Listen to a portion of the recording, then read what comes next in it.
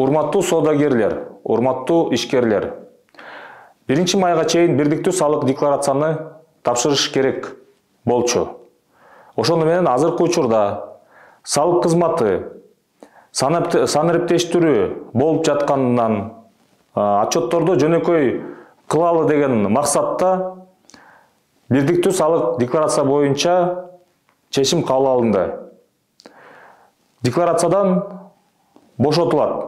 Бул бирдиктүү салык режимде иштеген соода чөйрөсүндө 0%, 0,1%, 0,5%, 1% менен иштегендер, атайын салык режиминде базарлар кирет, патент менен иштеген кызмат кылуу ишкерлер жана биздин дыйкандар.